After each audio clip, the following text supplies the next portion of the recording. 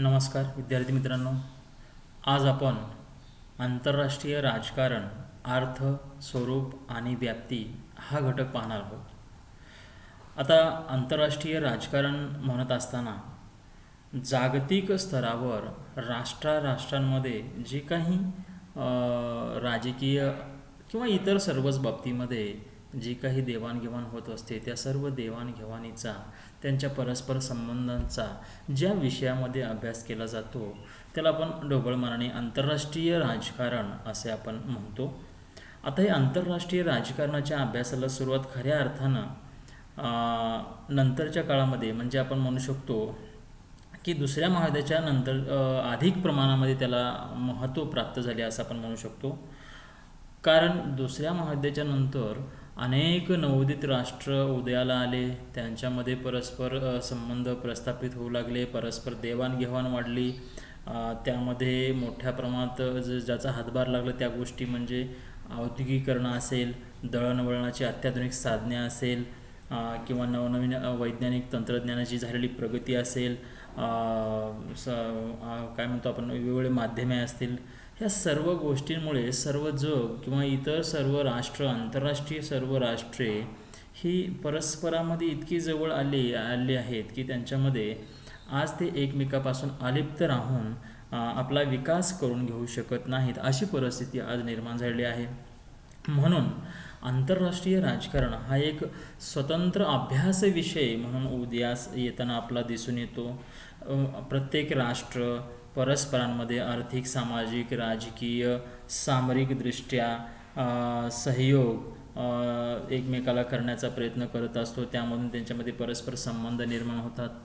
बरं, आंतरराष्ट्रीय राजकारणामध्ये प्रत्येक राष्ट्रांमध्ये ज्या पद्धतीनं परस्पर सहयोग महत्त्वाचं असतं किंवा सहयोग होत असतं, त्याच पद्धतीने राष्ट्रांमध्ये काय म्हणतो शत्रुत्वसुद्धा असतं. म्हणजे आंतरराष्ट्रीय राजकारणामध्ये राष्ट्रातील सहयोगाचा, परस्पर सहकार्यांच्या अभ्यासाबरोबरच राष्ट्रामधील जे काही संघर्ष असतात, ताणतणाव असतात, याचासुद्धा अभ्यास आंतरराष्ट्रीय राजकारणामध्ये केला जातो.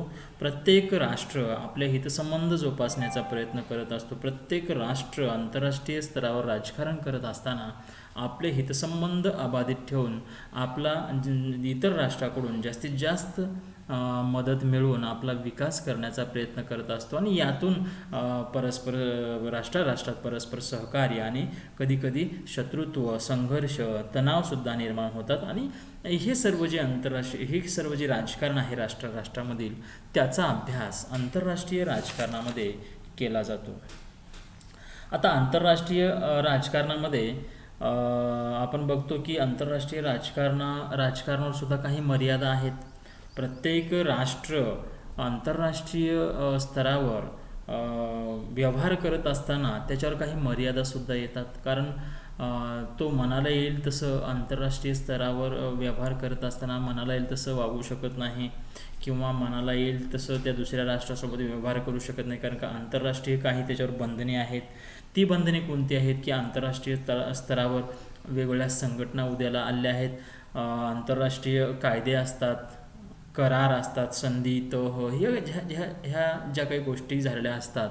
कारण का ह्या परिस्थितीनुसार डेव्हलप झालेल्या आहेत सगळ्या गोष्टी. कारण का आंतरराष्ट्रीय स्तरावर प्रत्येक राष्ट्र जर शांतता टिकवून जर परस्पर विकास करायचं म्हटलं तर त्यासाठी एक संघटना, कायदे, नियम हे महत्त्वाचे आहेत. याला समोर ठेवूनच दुसऱ्या महायुद्धानंतर संयुक्त राष्ट्र संघटनेसारखी एक संघटना उदयास आलेली आहे, किंवा सगळ्या राष्ट्रांनी पुढाकार घेऊन ती निर्माण केली आणि त्याच्या अंतर्गत नियम, कायदे बनवून ती स्वतःवर लादून घेतलेली आहेत. कारण का जगामध्ये परस्पर सहकार्यातून जर शांतता प्रस्थापित करून आणि विकास करायचा असेल तर हे नियम आणि हे कायदे पाळणे प्रत्येक राष्ट्राला बंधनकारक असतात. म्हणून याची मर्यादा ही प्रत्येक राष्ट्रावर असलेली आपला दिसून येते. आता आंतरराष्ट्रीय राजकारण ही एक स्वतंत्र ज्ञानशाखा आहे, अभ्यासाचा विषय आहे. कारण का हा विषय पूर्वी राज्यशास्त्रामध्येच शिकवला जात होता. हा विषय पूर्वी स्वतंत्र विषय म्हणून शिकवला जात नव्हता. पण आज याची जी व्याप्ती वाढलेली आहे, याच्या ज्या अभ्यासाची व्याप्ती वाढलेली आहे, त्या व्याप्ती पाहता हा विषय आता मोठमोठ्या युनिव्हर्सिटीजमध्ये एक स्वतंत्र अभ्यास विषय म्हणून शिकवला जात आहे.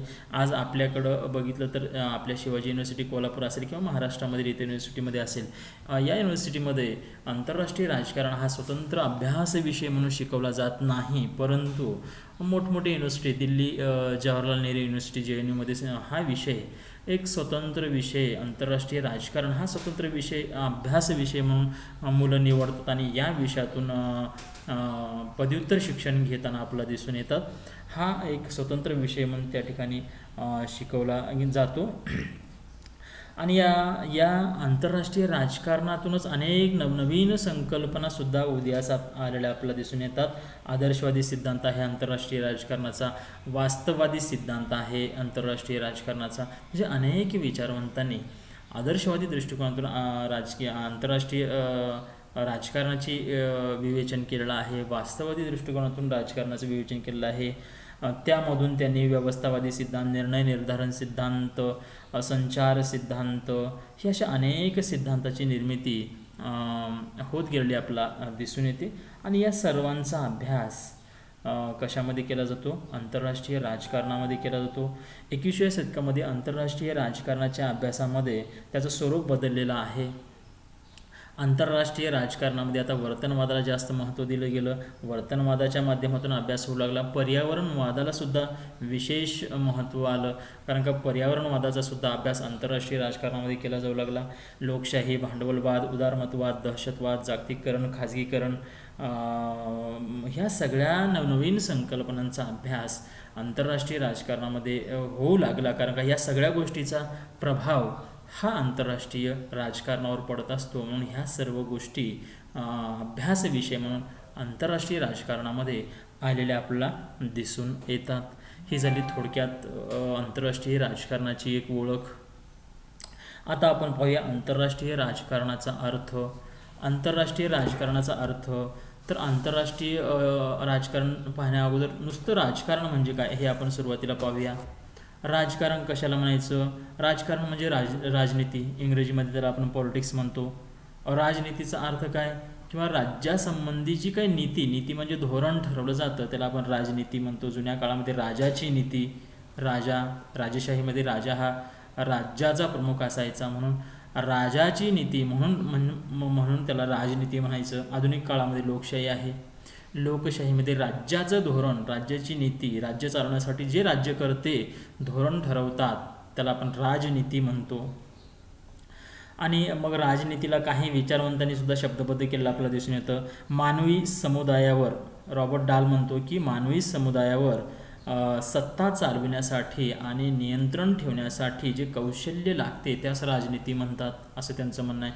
कारण का कोणतेही राज्य मानवी समुदायावर म्हणजे जनतेवरच राज्य करत असतं आणि त्यांच्यावर नियंत्रण ठेवण्यासाठी जे काही कौशल्य वापरतं म्हणजे धोरण, नीती आखतो त्याला आपण राजनीती असं ते म्हणतात. जॉर्ज केटलिन यांच्या मते राजनीती ही सत्ता आणि संघर्ष यांच्याशी संबंधित असते. बरोबर आहे ना?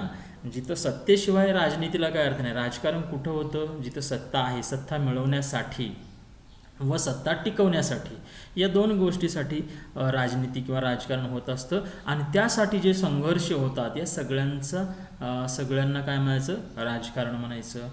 क्विन्सी राईट काय म्हणतो? राजकारण ही एक अशी कला आहे की ज्याद्वारे प्रत्येक समूह दुसऱ्या समूहावर नियंत्रण ठेवून प्राप्त परिस्थितीत आपले हितसंवर्धन करीत असतो. म्हणजे राजकारणामध्ये प्रत्येक एक गट दुसऱ्या गटावर आपलं नियंत्रण प्रस्थापित करण्याचा प्रयत्न करीत असतो आणि आपलं एक धोरण राबवण्याचा प्रयत्न करीत असतो, असं क्विन्सी राईट म्हणतो. थोडक्यात आंतरराष्ट्रीय राजकारणामध्ये राष्ट्रहित, संघर्ष आणि सत्ता या तीन महत्त्वपूर्ण घटकांशी संबंधित आंतरराष्ट्रीय राजकारण असतं किंवा त्याचा संबंध जोडला जाऊ शकतो. राष्ट्रहित, प्रत्येक राष्ट्रासाठी सर्वप्रथम राष्ट्रहित असतं, त्यासाठी तो काहीही करायला तयार असतो, प्रसंगी संघर्षसुद्धा करतो. आणि सत्ता, मिळालेली सत्ता किंवा त्या राज्याची, राष्ट्राची जी सार्वभौम सत्ता असते ती सत्ता टिकवण्यासाठी, या सार्वभौम सत्तेचं अस्तित्व, स्वातंत्र्य टिकवण्यासाठी सर्व राष्ट्र प्रयत्नशील असतात. जोसेफ फ्रँकेल म्हणतोय आंतरराष्ट्रीय राजकारणात संघर्षाबरोबरच सहकार्याला सुद्धा तेवढंच महत्त्व असतं. म्हणजे याचा अर्थ आंतरराष्ट्रीय राजकारणामध्ये फक्त आणि फक्त संघर्षच होत नाही, तर त्याच्यामध्ये सहकार्यसुद्धा होत असतं. म्हणजे याचा सर्वांचा आंतरराष्ट्रीय राजकारणामध्ये अभ्यास होत असतो. ठीक आहे. आंतरराष्ट्रीय राजकारणाच्या काही व्याख्या पाहूया. पहिली व्याख्या आहे हन्स जे मॉर्गेनथॉ. हन्स जे मॉर्गेनथॉ यांनी आंतरराष्ट्रीय राजकारणाची एक व्याख्या केली आहे पहा. राष्ट्रातील सत्तेसाठी चाललेला संघर्ष आणि सत्तेचा वापर म्हणजेच आंतरराष्ट्रीय राजकारण होय. म्हणजे प्रत्येक ह्यांचं हे हन्स जे मॉर्गेनथॉ हे एक वास्तववादी विचारवंत आहेत. यांनी वास्तववादी दृष्टिकोनातून आपला ही एक व्याख्या मांडलेली आहे. त्यांचं असं म्हणणं आहे की राष्ट्रामध्ये आंतरराष्ट्रीय स्तरावर ज्या राष्ट्रामध्ये देशामध्ये सत्तेसाठी जो संघर्ष चालला आहे, सत्तेसाठी त्यांचं असं म्हणणं आहे की जी सत्ता आहे ते टिकवणे आणि त्याच्यामध्ये वाढ करणे यासाठी जो संघर्ष चालला आहे, तो संघर्ष आणि सत्तेचा वापर आणि त्यासाठी झालेला सत्तेचा वापर म्हणजेच आंतरराष्ट्रीय राजकारण होय, अशी त्यांची एक व्याख्या आहे. पण ही व्याख्या एकांगी वाटते, कारण का आंतरराष्ट्रीय स्तरावर फक्त आणि फक्त काही सत्तेसाठीच संघर्ष होतो असं नाही, तर काही वेळा सहकार्यातून सुद्धा परस्पर देवाणघेवाण होत असते. सहकार्याचं राजकारण सुद्धा असतं. म्हणजे ह्यांचं मत मांडलं वास्तववादी दृष्टिकोनातून. त्यांचं असं मत आहे की जे काही आंतरराष्ट्रीय राजकारण घडत असतं ते सत्तेसाठीच चालत असतं, हे मॉर्गेनथॉचं म्हणणं आहे. त्याने आपल्या पॉलिटिक्स अमॉंग नेशन या ग्रंथामध्ये हे आपले विचार मांडलेले आहेत. त्यानंतर जोसेफ फ्रँकेल यांची व्याख्या पाहूया. राष्ट्रांचे परस्पर संबंध, त्यांचे परराष्ट्र धोरण, त्यांच्या आंतरराष्ट्रीय संस्था संघटनांशी होणाऱ्या क्रियाप्रक्रिया आणि राष्ट्रातील घडून येणारे आंतरराष्ट्रीय राजकारण यांचा अभ्यास म्हणजे आंतरराष्ट्रीय संबंध. यांनी आंतरराष्ट्रीय संबंध म्हटलं म्हणजे राष्ट्रांचे परस्पर संबंध, जे काही संबंध आहेत, मग ते आर्थिक, सामाजिक, राजकीय, जे काही सामरिक, त्यांचे परराष्ट्र धोरण, कारण का प्रत्येक राष्ट्राशी काही देवाणघेवाण करत असताना परराष्ट्र धोरण ठरवावं लागतं. आपली एक नीती ठरवावी लागते आणि ते धोरण आणि त्या प्रत्येक राष्ट्राचं आंतरराष्ट्रीय संस्था संघटनांशी असणारं संबंध, त्यांच्याशी होणाऱ्या क्रियाप्रक्रिया, या सर्वांचा अभ्यास आंतरराष्ट्रीय राजकारणामध्ये, आंतरराष्ट्रीय संबंधामध्ये होत असतो, असं जोसेफ फ्रँकेल म्हणतो. पामर आणि पर्किन्स यांच्या मते आंतरराष्ट्रीय राजकारण म्हणजे राष्ट्रांच्या शासन पद्धतीचा आंतरराष्ट्रीय संबंधाच्या संदर्भातील अभ्यास होय. यांनी एक छोटी सुटसुटीत व्याख्या केली आहे पहा. आंतरराष्ट्रीय राजकारण म्हणजे राष्ट्रांच्या शासन पद्धतीचा, म्हणजे प्रत्येक राष्ट्राची एक शासन पद्धती आहे आणि या शासन पद्धतीचा आंतरराष्ट्रीय संबंधाच्या संदर्भातील अभ्यास होय. म्हणजे या शासन पद्धतीचा आंतरराष्ट्रीय स्तरावर झालेला अभ्यास, इतर देशाशी तुलनात्मक झालेला अभ्यास, आपण म्हणतो ना विकसित राष्ट्र, विकसनशील राष्ट्र, अविकसित राष्ट्र, किंवा ही लोकशाही शासन पद्धती, संसदीय शासन पद्धती, अध्यक्षीय शासन पद्धती, या देशामध्ये ही पद्धती आहे, त्या देशामध्ये ती पद्धती आहे, हे जे म्हणतोय याचा जो अभ्यास होतो त्याला आपण आंतरराष्ट्रीय संबंध किंवा राजकारण म्हणावं असं ते म्हणतात. तर ढोबळ मारून आपण असं म्हणू शकतो की आंतरराष्ट्रीय राजकारण ही एक ज्ञानाची शाखा आहे, म्हणजे स्वतंत्र ज्ञानाची शाखा आहे, अभ्यास विषय आहे आणि याच्यामध्ये आंतरशाखासुद्धा आहेत.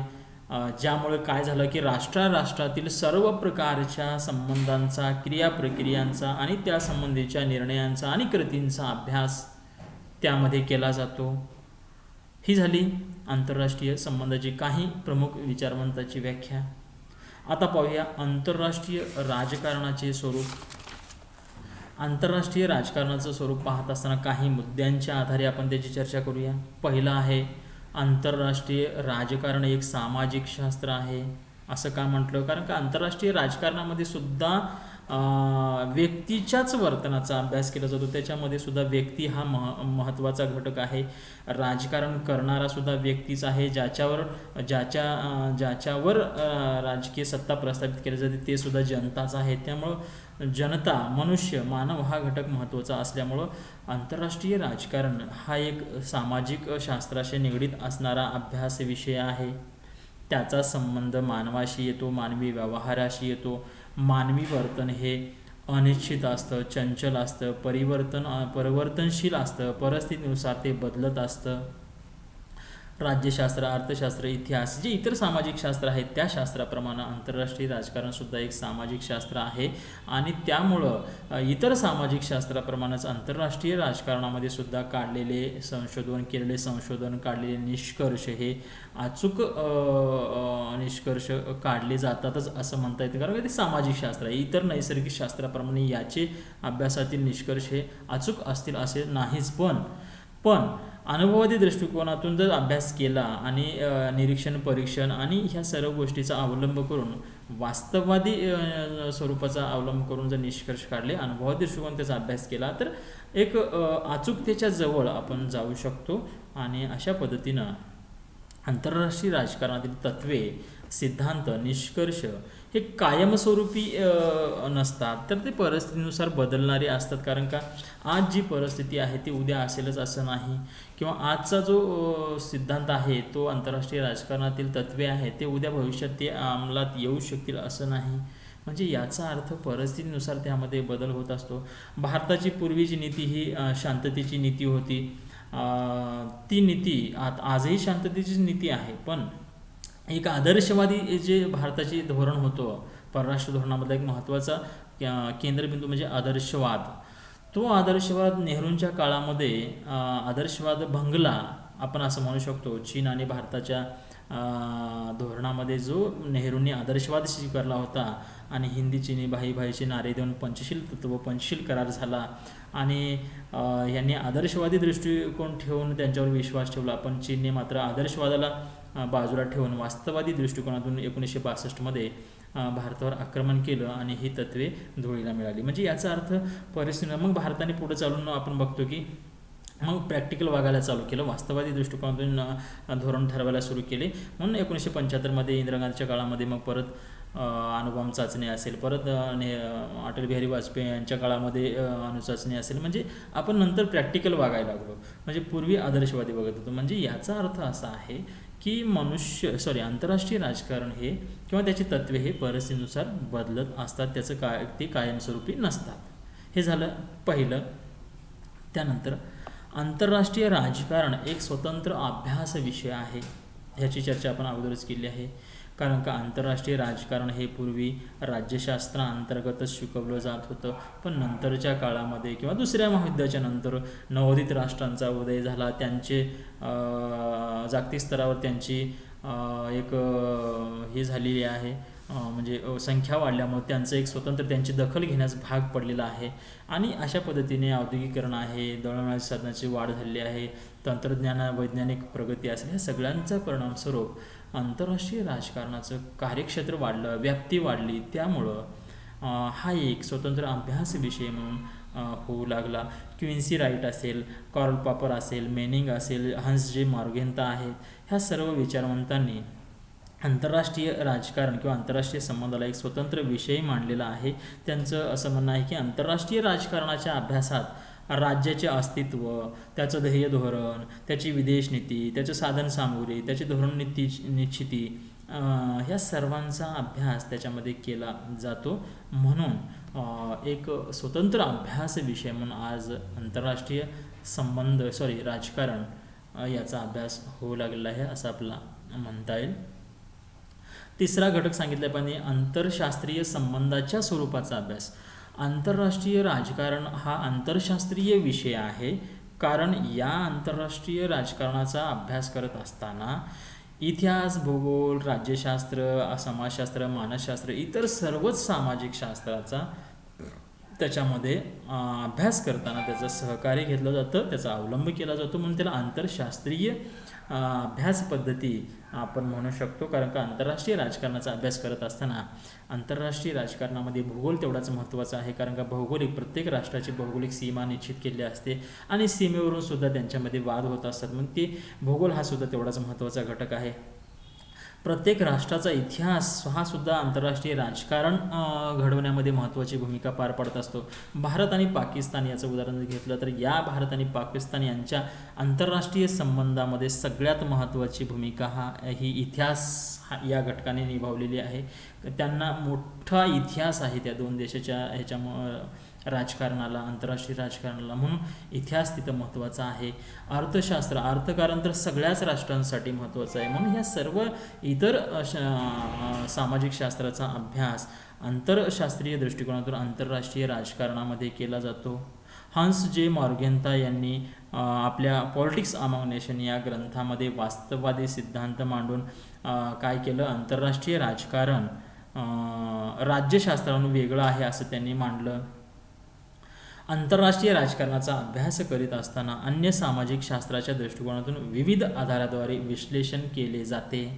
समाजशास्त्र, अर्थशास्त्र, मानसशास्त्र या सामाजिक शास्त्राचा आधार घेऊन आंतरराष्ट्रीय राजकारणामध्ये निष्कर्ष काढले जातात. राज्याची विदेश नीती असेल, राजन्याय असेल, अर्थकारण असेल, समाजकारण असेल, यांचा अभ्यास करताना विविध शास्त्रांचा, आत्ताच तुम्हाला सांगितल्याप्रमाणे या सर्व विषयांचा आधार घेतला जातो. त्याला आपण आंतरविद्याशास्त्रीय संबंधाचा अभ्यास आपण त्याला म्हणू शकतो. ठीक आहे. त्यानंतर आंतरराष्ट्रीय राजकारण एक कला आहे. क्विन्सी राईट म्हणतो की आंतरराष्ट्रीय राजकारण एक कला आहे. बरोबर आहे. आंतरराष्ट्रीय राजकारणामध्ये प्रत्येक राष्ट्राचा राज्यकर्ता जो आहे, राष्ट्र चालवणारा जो व्यक्ती आहे, व्यक्ती समूह आहे, जो कोणी असेल, तो एक व्यक्ती आंतरराष्ट्रीय राजकारणामध्ये राज्यकारभार करत असताना मग राष्ट्रासोबत इतर राष्ट्रासोबत संबंध प्रस्थापित करत असताना त्याला एक कलात्मक दृष्टिकोनातून त्याला ते हाताळावं लागतं. कारण का त्याच्यामध्ये त्याला आपले हितसंबंध जोपासावे लागतात. आपल्या राष्ट्राला जास्तीत जास्त फायदा कसा होईल हे पाहावं लागतं. म्हणजे ही एक कलाच आहे. प्रत्येक राष्ट्र आंतरराष्ट्रीय राजकारणामध्ये परस्पर संबंध प्रस्थापित करत असताना आपला जास्तीत जास्त फायदा कसा होईल याचा विचार करतो. आणि ही एक कला आहे.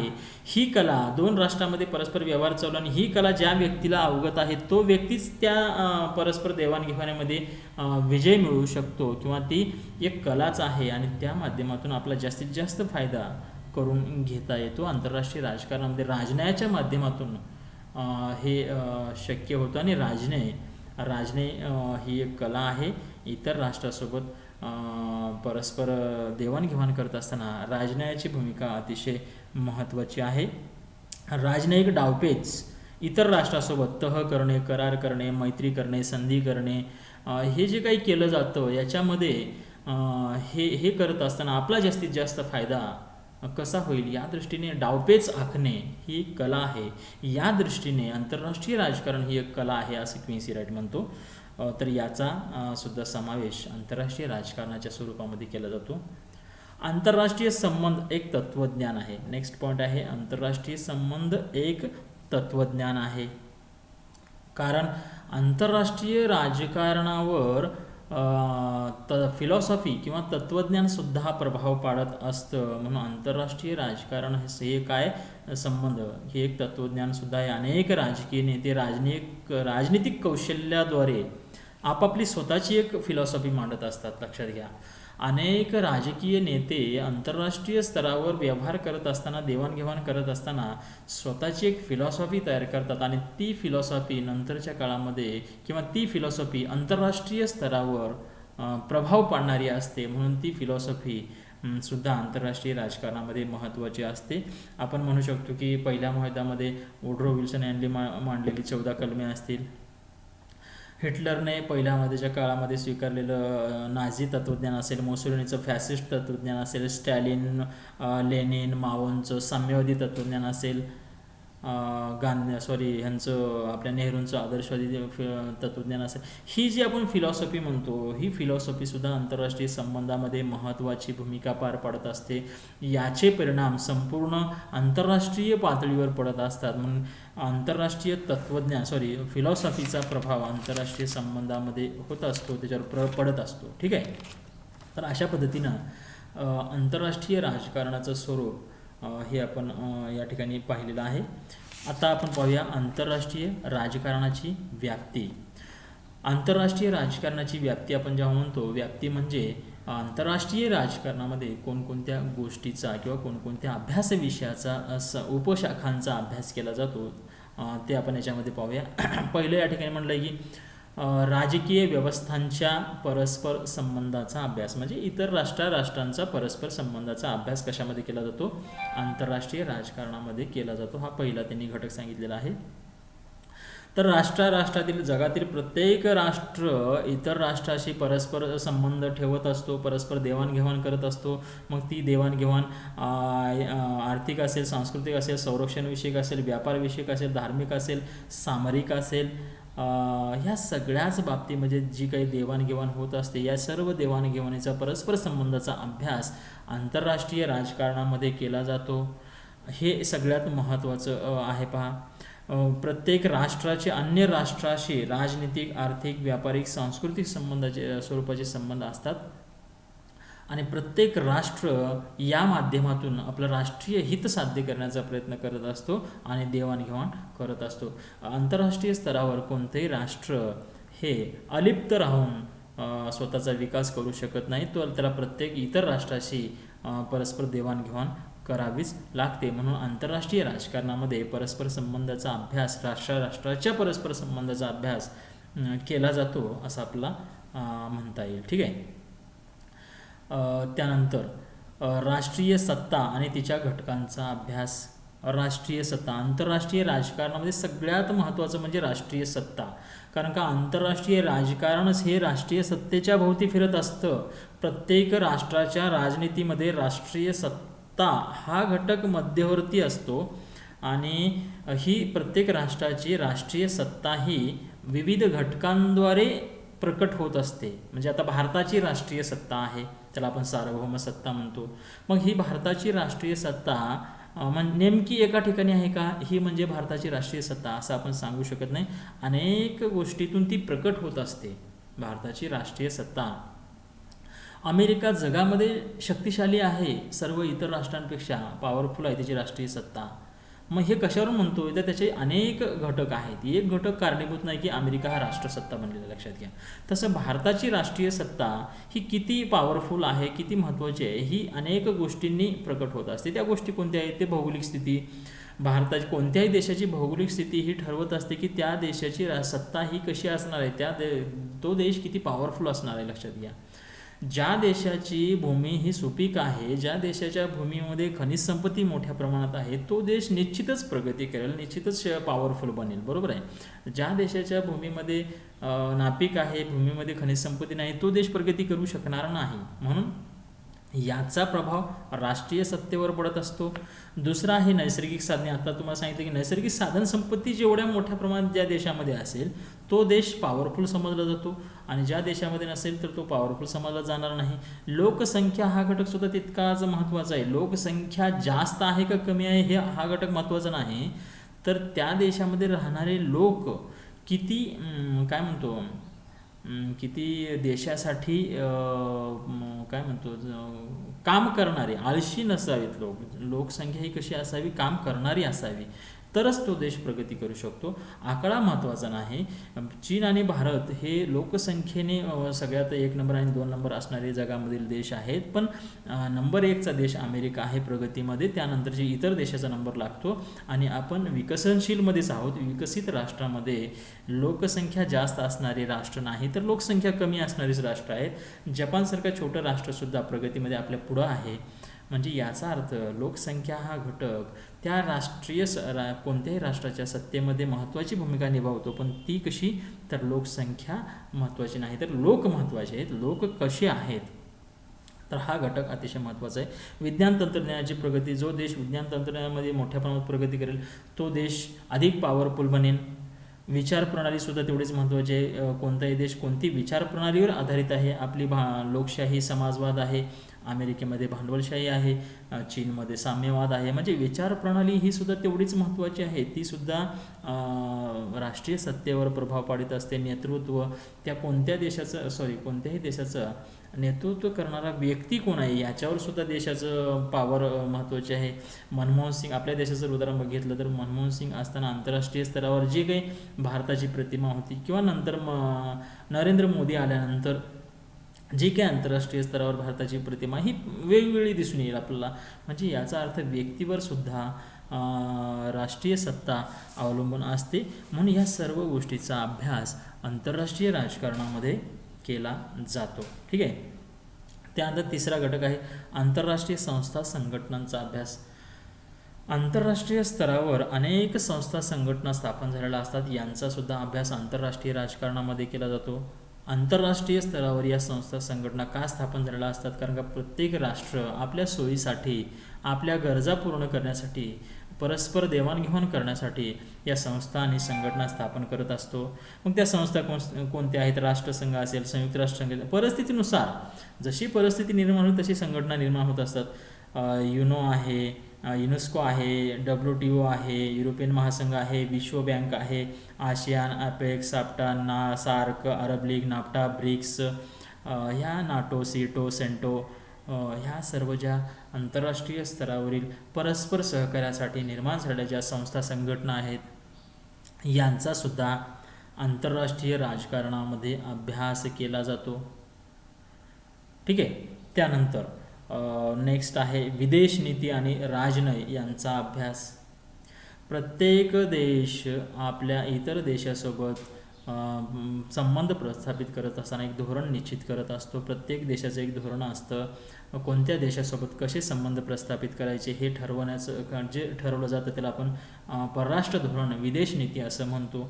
या विदेश नीतीचा सुद्धा अभ्यास कशामध्ये केला जातो? आंतरराष्ट्रीय राजकारणामध्ये केला जातो. विदेश नीतीच्या माध्यमातून जास्तीत जास्त आपलं राष्ट्रीय हित कसं साधलं जातं याच दृष्टिकोनातून परराष्ट्र धोरण आखलं जातं. आणि या विदेश नीतीला प्रत्यक्षात साकार करण्याचं काम राजनयाच्या माध्यमातून केलं जातं. म्हणून राजनय हा घटकसुद्धा तेवढाच महत्त्वाचा आहे. राजनयिक कौशल्य हे एक महत्त्वाचा घटक आहे आणि याच्या माध्यमातून प्रत्येक राष्ट्र इतर राष्ट्रासोबत देवाणघेवाण करत असतं, परस्पर संबंध ठेवत असतं. म्हणून विदेश नीती आणि राजनय यांचा अभ्यास आंतरराष्ट्रीय राजकारणामध्ये केला जातो. ठीक आहे. त्यानंतर नेक्स्ट आहे विविध विचारप्रणालींचा अभ्याससुद्धा आंतरराष्ट्रीय राजकारणामध्ये केला जातो. आंतरराष्ट्रीय स्तरावर अनेक राजकीय विचारप्रणाली उदयास आलेल्या आहेत त्या काळामध्ये त्या परिस्थितीनुसार, आणि या विचारप्रणालींचा सुद्धा प्रभाव आंतरराष्ट्रीय राजकारणावर पडत असतो. म्हणून या राजकीय विचारप्रणालींचा अभ्याससुद्धा कशामध्ये केला जातो? आंतरराष्ट्रीय राजकारणामध्ये केला जातो. वसाहतवाद, साम्राज्यवाद जे पूर्वीच्या काळी होतं, आपण सुद्धा इंग्रजांची वसाहतच होतो, भारतसुद्धा म्हणजे पारतंत्र्यात होतो. हा घटकसुद्धा तेवढाच महत्त्वाचा आहे. याचासुद्धा विचार आंतरराष्ट्रीय राजकारणामध्ये अभ्यास केला जातो. साम्राज्यवाद आहे, राष्ट्रवाद आहे, भांडवलवाद आहे, नववसाहतवाद आहे, अलिप्ततावाद आहे, वंशवाद, मूलतत्ववाद, दहशतवाद, या सर्व विचारप्रणालींचा अभ्यास आंतरराष्ट्रीय राजकारणामध्ये केला जातो. त्याचा परिणाम आंतरराष्ट्रीय राजकारणावर पडताना आपल्याला दिसून येतो. ठीक आहे. प्रत्येक राष्ट्र वसाहतिक राज्य, साम्राज्यवादी, सर्वंकषवादी राज्य, लोकशाहीवादी राज्य, साम्यवादी, भांडवलवादी, उदारमतवादी राज्य आणि यांच्यातील परस्पर संबंध, सहकार्य आणि संघर्ष या अभ्यासाद्वारे आंतरराष्ट्रीय संबंधाचे स्वरूप जाणून घेता येतं. म्हणून या राजकीय विचारप्रणालींचा अभ्याससुद्धा विविध विचारप्रणालींचा अभ्याससुद्धा आंतरराष्ट्रीय राजकारणामध्ये आज होत आहे, लक्षात घ्या. त्यानंतर नेक्स्ट आहे युद्ध, शांतता, तह, करार यांचा अभ्यास. आंतरराष्ट्रीय राजकारणामध्ये राष्ट्रामध्ये परस्परामध्ये संबंध प्रस्थापित होत असताना आत्ताच आपण चर्चा केल्याप्रमाणे सहकार्याबरोबरच संघर्ष, तणावसुद्धा होत असतात आणि या संघर्ष आणि तणावातून काही वेळास परस्परांमध्ये युद्धसुद्धा होत असतात. आणि म्हणूनच बघितलं की आपण पहिलं महायुद्ध झालं, दुसरं महायुद्ध झालं आणि या दोन्ही महायुद्धामध्ये मोठ्या प्रमाणात जीवित आणि वित्तहानी झालेली आपल्याला दिसून येतं. म्हणजे या या युद्धाची कारणे, युद्धाचे परिणाम याचासुद्धा अभ्यास आंतरराष्ट्रीय राजकारणामध्ये केला जातो. आणि याचबरोबर सहकार्य, राष्ट्रातील सहकार्य आणि सहकार्यातून जे काही शांतता, तह, करार, संधी हे काही झालं याचासुद्धा अभ्यास कशामध्ये केला जातो, आंतरराष्ट्रीय राजकारणामध्ये केला जातो.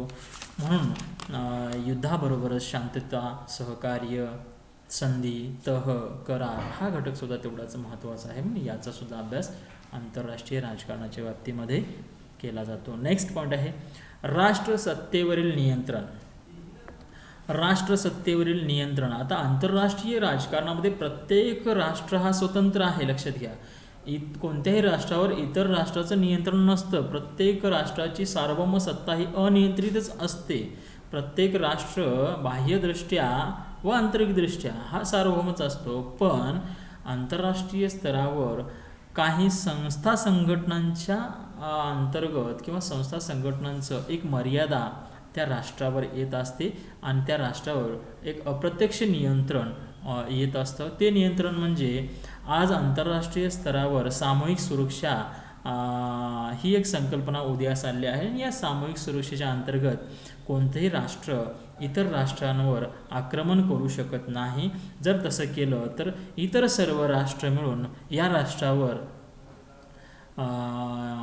राष्ट्रावर आक्रमण करण्याची शक्यता निर्माण होते. म्हणून ह्या सामूहिक सुरक्षिततेच्या अंतर्गत याचंसुद्धा मर्यादा प्रत्येक राष्ट्रावर येत असते, नियंत्रण प्रत्येक राष्ट्रावर येत असतं. त्याचप्रमाणे युनायटेड नेशन, संयुक्त राष्ट्र संघटनेसारखी जी संघटना आहे याचेसुद्धा काही कायदे आहेत. त्याचे सर्व जगातील सर्व देश सदस्य आहेत. त्यामुळं या संघटनेचं सुद्धा नियंत्रण कोणावर असतं, जगातील सर्व राष्ट्रांवर असतं. म्हणून राष्ट्रसत्तेवरील नियंत्रण त्याचासुद्धा अभ्यास आंतरराष्ट्रीय राजकारणामध्ये केला जातो. ठीक आहे. त्यानंतर शस्त्र नियंत्रण आणि निशस्त्रीकरणाचा अभ्यास. दुसऱ्या महायुद्धानंतर आपण बघितलं, पहिलं महायुद्ध झालं, त्यानंतर 1939ला पहिलं महायुद्ध सुरू झालं आणि पहिलं महायुद्ध 1914मध्ये आणि दुसरं महायुद्ध 1939 ते 45 या काळामध्ये झालं. आणि त्यानंतर 1945 नंतर दुसऱ्या महायुद्धाच्या नंतर जे काही अमेरिका आणि रशिया या दोन मोठ्या राष्ट्रांमध्ये शस्त्रास्त्र निर्मितीची एक स्पर्धा सुरू झाली. यातून मोठ्या प्रमाणामध्ये जगामध्ये शस्त्रास्त्र निर्मिती झालेली आहे. आणि दुसऱ्या महायुद्धाचा जे शेवट झालेला आहे तो शस्त्रास्त्राच्या हिंसक वापरामुळे झालेला आहे. अमेरिकेने जपानसारख्या राष्ट्रावर हिरोशिमा आणि नागासाकी या 2 शहरावर अणुबॉम्ब टाकले आणि त्याच्या परिणामास्वरूप मोठ्या प्रमाणात जीवित आणि वित्तहानी झालेली दिसून येते.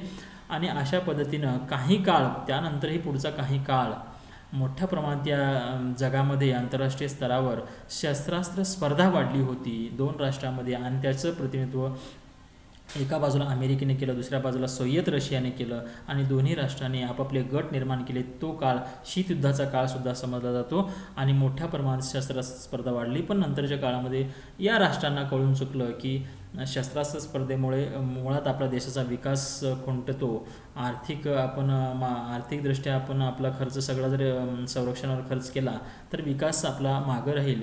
या दृष्टिकोन त्यांनी विचार केला आणि या शस्त्रास्त्र स्पर्धेतून काहीही निष्पन्न होणार नाही. जागतिक अशांतता निर्माण होईल.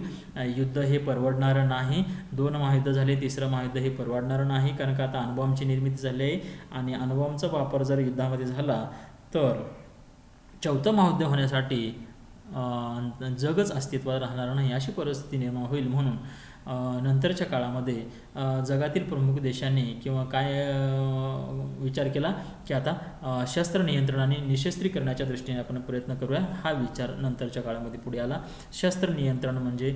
निशस्त्रीकरण म्हणजे आहे त्या शस्त्रामध्ये कपात करणे किंवा ती शस्त्रे नष्ट करणे असा होतो. हा निर्णय त्यांनी वेळोवेळी घेतला दिसून येतो. आणि शस्त्र नियंत्रण याचा अर्थ की इथून पुढं कोणत्याही राष्ट्राने शस्त्रास्त्र निर्मितीच करू नये अशा पद्धतीनं हा विचार या राष्ट्रांनी पुढं आणला आपला दिसून येतो. मग बरेच विश्व निश्चितीकरण परिषद असेल, वॉशिंग्टन परिषद असेल, CTBT असेल, PTBT असेल, बाह्य अंतरिक्ष करार असेल, हे अनेक करार आंतरराष्ट्रीय स्तरावर झालेले आपल्याला दिसून येतात आणि यातून शस्त्र नियंत्रणासाठी, शस्त्र निश्चितीकरणासाठी प्रयत्न झाले आहेत आणि या सगळ्यांचा अभ्यास आंतरराष्ट्रीय राजकारणामध्ये होताना आपल्याला दिसून येतो. ठीक आहे. त्यानंतर आर्थिक संघटना, व्यापारी संघटना, जागतिकीकरण, आर्थिक वैश्वीकरण यांचा सुद्धा अभ्यास आंतरराष्ट्रीय राजकारणामध्ये केला जातो. सर्वप्रथम आर्थिक संघटना. आंतरराष्ट्रीय राजकारणामध्ये प्रत्येक राष्ट्र इतर राष्ट्रासाठी सोबत संबंध ठेवत असताना आर्थिक राजकारणसुद्धा त्याच्यामध्ये महत्त्वाचं आहे. त्यामुळं आंतरराष्ट्रीय स्तरावर अनेक आर्थिक संघटनासुद्धा आहेत. विश्व व्यापार संघटना आहे, विश्व बँक आहे, जागतिक नाणेनिधी आहे. म्हणजे या बँकांच्या, जागतिक बँकांच्या सहकार्यातून सुद्धा आर्थिक संघटना उदयास आलेल्या आपल्याला दिसून येतात. आर्थिक काही राष्ट्र परस्पर सहकार्य करण्यासाठी आर्थिक संघटनासुद्धा स्थापन केल्या दिसून येतात. मग ब्रिक्स असेल किंवा इतर संघटना असतील, यांचासुद्धा अभ्यास कशामध्ये केला जातो?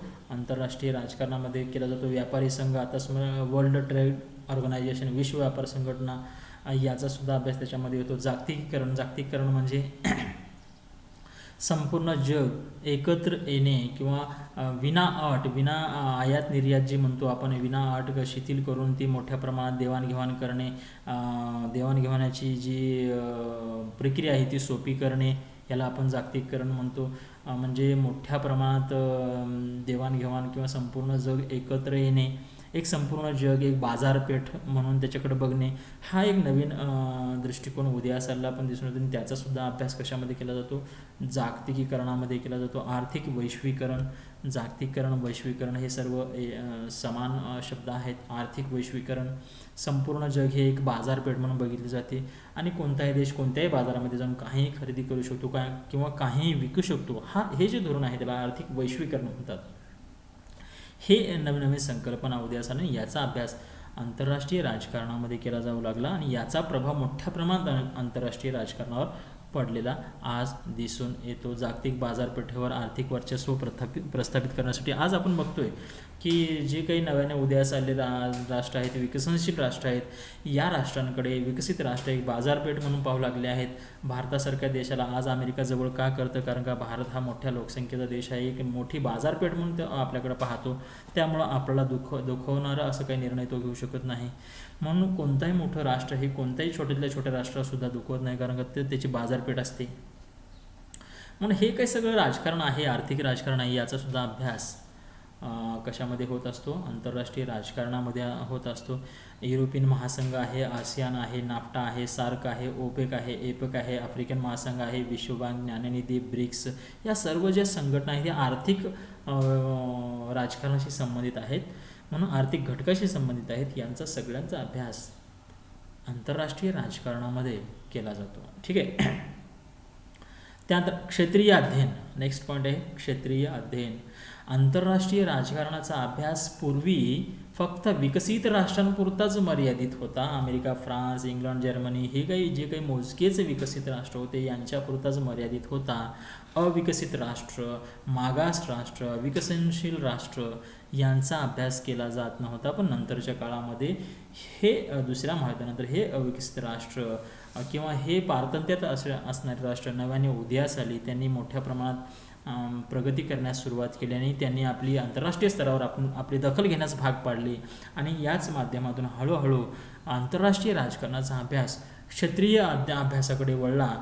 फक्त पाश्चात्यच नाही, पाश्चात्य देश किंवा आशिया खंड, आफ्रिका खंड, युरोपीय खंड असे क्षेत्रीय अध्ययन होऊ लागलं नंतरच्या काळामध्ये. म्हणजे हे सगळ्यात महत्त्वाचं आहे की पूर्वी जे युरोप खंडापुरतं मर्यादित असणारं आंतरराष्ट्रीय राजकारण हे आशिया खंडाकडे वळलं, हे राजकारण आफ्रिका खंडाकडे वळलं.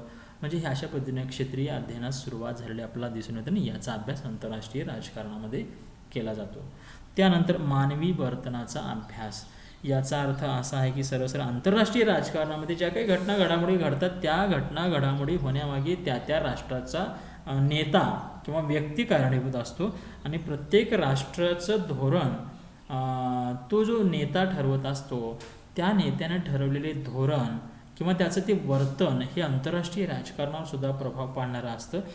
फॉर एक्झाम्पल, पहिल्या महायुद्धाच्या काळामध्ये अमेरिकेचे राष्ट्राध्यक्ष वुड्रो विल्सन यांनी पहिल्या महायुद्धात सहभाग घेण्याचा जो निर्णय घेतला तो असेल, किंवा दुसऱ्या महायुद्धात सोव्हिएत रशियाने जर्मनीच्या विरोधात सहकार्य देण्याचा रुझवेल्ट यांचा निर्णय असेल, किंवा राष्ट्राध्यक्ष गोर्बाचोव आणि सोव्हिएत रशियासाठी घेतलेला ग्लासनोस्त आणि पेरिस्ट्रोइकाचा निर्णय असेल, म्हणजे हा निर्णय असेल मुक्त अर्थव्यवस्थेचा. पंडित नेहरूंनी स्वीकारलेला पंचशील तत्त्वे किंवा अलिप्तता धोरण असेल. हे जे धोरणं असतात ते दूरगामी परिणाम करणारे असतात आंतरराष्ट्रीय राजकारण, आणि त्या राष्ट्राच्या प्रगतीवर सुद्धा. इंदिरा गांधींनी स्वीकारले पूर्व पाकिस्तानला मदत करायची हे जे स्वीकारलेलं धोरण असेल, हे जे मानवी वर्तन आहे, त्या नेत्यांचं वर्तन आहे, याचा सुद्धा दूरगामी परिणाम कोणावर होत असतो? आंतरराष्ट्रीय राजकारणावर होत असतो. म्हणून याचा सुद्धा अभ्यास आंतरराष्ट्रीय राजकारणामध्ये केला जातो. अशा पद्धतीने आजच्या याच्यामध्ये लेक्चरमध्ये आंतरराष्ट्रीय राजकारण, अर्थ, स्वरूप आणि व्याप्ती या ठिकाणी संपलेला आहे. तर धन्यवाद.